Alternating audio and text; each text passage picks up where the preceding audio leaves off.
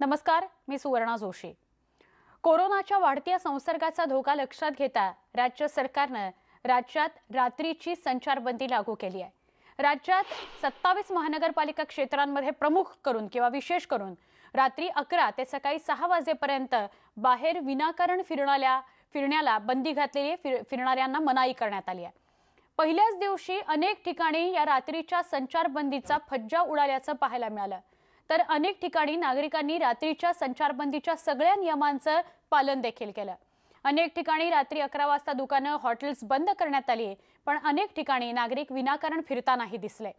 अशा विनाकारण बाहेर फिरणाऱ्यांवर नियंत्रण राहावं यासाठी पोलिसांनी कडक बंदोबस्त ठेवलेला आहे। पोलिसांनी अनेकांवर कारवाई सुद्धा केलेली आहे। त्यामुळे राज्य सरकारने लागू केलेली ही रात्रीची संचारबंदी, ज्याला 5 जानेवारीपर्यंत नागरिक कसा प्रतिसाद देतात हे बघणं महत्त्वाचं आहे।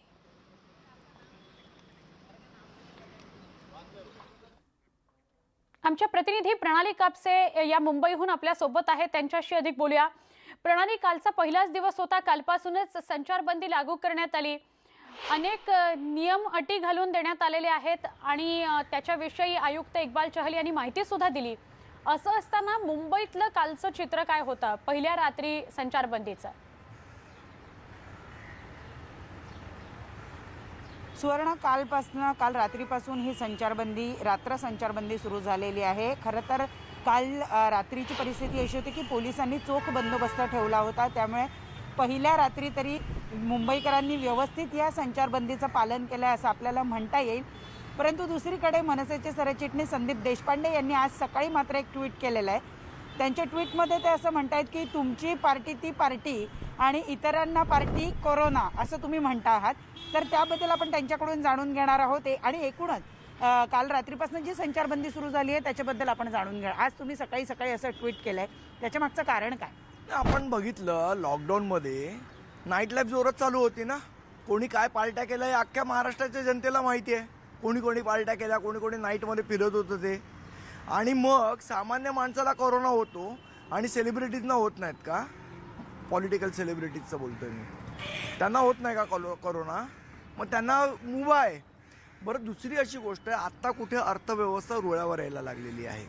आता लोक बाहेर पडायला लागलेले आहेत। कोरोनाचा रिकव्हरी रेट 94% आहे। मग लोकांना हे घाबरवण्याचं काय कारण आहे? हा अनेक जे एक्सपर्ट्स आहेत त्याच्यामधले त्यांचं हे स्पष्ट म्हणणं आहे की हा वॅक्सिन विकण्यासाठी केलेल्या आंतरराष्ट्रीय कटाचा भाग आहे। हा जो काय कोरोना पार्ट 2 आला आहे, हे कोणालाच माहीत नाही आहे काय आहे पार्ट 2 कोरोना काय त्याचं। आता हा कोरोना दुसऱ्यांदा म्युटंट झाला, उद्या तिसऱ्यांदा म्युटंट होईल, चौथ्यांदा म्युटंट होईल। आयुष्यभर लोकांनी लॉकडाऊनमध्ये आणि कर्फ्यूमध्ये राहायचं का? घरात लपून बसणं म्हणजे युद्ध करणं नाही, हे कोणीतरी आमच्या मुख्यमंत्र्यांना समजवायला लागेल। बरं, जनतेच्या आर्थिक गोष्टीचा तुम्ही काय हिताचा निर्णय घेणार आहात? आज जी आर्थिक परिस्थिती कोलमडलेली आहे, लोकांच्या नोकऱ्या गेलेल्या आहेत। आता कुठे रेस्टॉरंट वगैरे चालू होत होते, तिथे जे काम करणारा सामान्य वेटर आहे, जी लोक आहेत त्यांच्याबद्दल काय? अमेरिकेने 9 अब्ज डॉलरचं पॅकेज दिलं जे बेकार आहेत त्यांना, ज्यांना कामधंदे या कोरोनाच्या काळात गेलेत त्यांना। तुम्ही काय देताय? प्रॉपर्टी टॅक्स वाढवताय, इलेक्ट्रिसिटी बिलं वाढवताय। म्हणजे लोकांकडे एका ठिकाणी खिशात हात घालायचा, त्यांचे असलेले पैसे काढून घ्यायचे आणि वरती त्यांना काम करू द्यायचं नाही, रेल्वे बंद ठेवायची, इलेक्ट्रिसिटीचं बिल वाढवायचं, शाळांच्या फियामध्ये कुठलीही सवलत द्यायची नाही। लोकांनी जगायचं कसं? याचं उत्तर सरकार देणार आहे की नाही? का सतत कोरोनाच्या नावावर घाबरवणारच आम्हाला? बरं, ज्या गोष्टीचा रेट 94% आहे त्या गोष्टीला का घाबरायचं?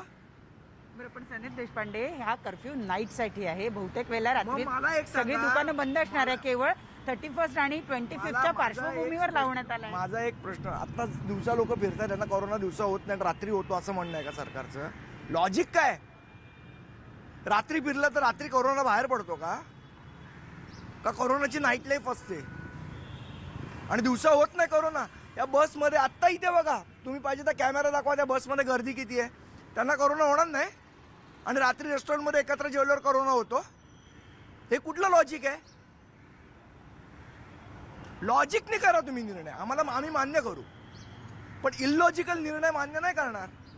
आज ब्रिटनमध्ये पण अनेक तज्ज्ञांचं, ब्रिटनमधल्या वृत्तपत्रात आलेली बातमी आहे की ब्रेक्झिटच्या इश्यूवरनं लक्ष हटवण्यासाठी म्हणून तिथे या प्रकारची चर्चा चालू आहे की तो कोरोना म्युटंट झाला. ह्याच्यामध्ये सत्य काय हे तपासायला हवं. ब्रिटन म्हणजे काय सर्वज्ञ नाही आहे की त्यांनी एखादा निर्णय घेतला म्हणजे तो जगाने मान्य केला पाहिजे. ते दिवस गेले आता.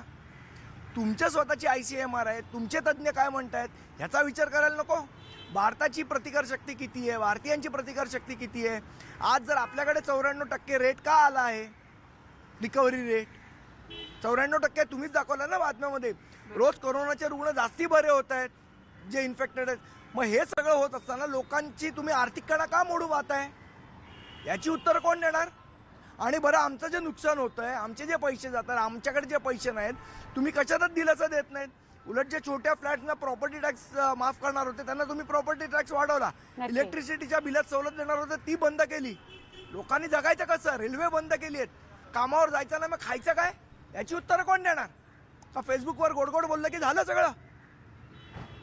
पण देशपांडे, ज्या पार्श्वभूमीवर हे सगळे निर्णय घेतले जात आहेत, आता 31 आहे. माझा तेच प्रश्न आहे, ज्या पार्श्वभूमीवर तुम्ही निर्णय घेता, दिवसा कोरोना होत नाही रात्री कोरोना होतो का. पण असं आढळून आलं की लोक रात्रीच्या वेळेला क्लबमध्ये इकडे तिकडे पार्ट्या करतात आणि त्यावेळेला मास्क घालत नाही, म्हणून हा निर्णय घ्यायची वेळ. सकाळी बसमध्ये फिरताना तुम्हाला दाखवतो किती लोकांनी मास्क घातलाय आणि किती लोकांनी नाही घातलाय. ते मास्क घालणं बंधनकारक करा ना, आमचं काहीच म्हणणं नाही. रात्री जर पार्टी करताना मास्क घातला नसेल बंधनकारक करा, काहीच म्हणणं नाही ना. आमचं मास्क घालण्याला विरोध नाहीच आहे. की मास्क घालू नका असं आमचं म्हणणं नाही आहे, की हात सॅनिटाईज करू नका असं म्हणणं नाही आहे, सोशल डिस्टन्स पाळा असं आमचं म्हणणं नाही आहे. पण एका फॅमिलीतले 4 लोक जर एका टेबलवर बसून खात असतील तर काय प्रॉब्लेम आहे. घरी खातातच ना. मग रेस्टॉरंटमध्ये खाल्ल्यावर कोरोना होतो का आणि घरी खाल्ल्यावर होत नाही. आणि तुमच्या नाईट लाईफ बरोबर चालू आहेत सगळीकडे. हे महाराष्ट्राला माहिती आहे कोण कुठे कोणाच्याकडे रात्री जातं आणि कसली नाईट लाईफ चालू होते ते. म्हणजे तुमचा आक्षेप असा आहे की साधारण जे सेलिब्रिटीज आहे किंवा ज्यांच्याकडे अधिकार आहेत ते सगळे त्याचा गैरवापर करताना दिसतात आणि जनतेवर मात्र ते लागतात. निश्चित. मला एक सांगा, महाबळेश्वरला परमिशन दिली होतीत ना तुम्ही सगळ्या आरोपी उद्योगपतींना जायची, त्याच्यावर काय कारवाई झाली हो.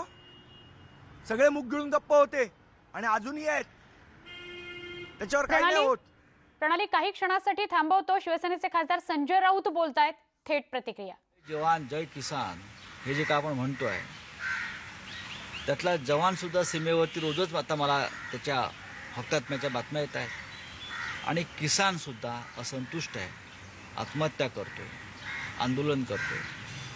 त्याच्यामुळे जरी या देशाचा कणा हा आमचा शेतकरी असला तरी उद्योगपतींच्या फायद्यासाठी, काही उद्योगपतींच्या फायद्यासाठी हा कणा मोडून टाकण्याचं पाप केंद्र सरकार करत आहे. सरकारला आमच्या हात जोडून विनंती आहे की तुमचा अहंकार बाजूला ठेवा आणि शेतकऱ्यांशी चर्चा करा. ते आपले अन्नदाते आहेत, मायबाप आहेत. सर, विरोधी पक्षनेते प्रवीण दरेकर असं बोलले आहेत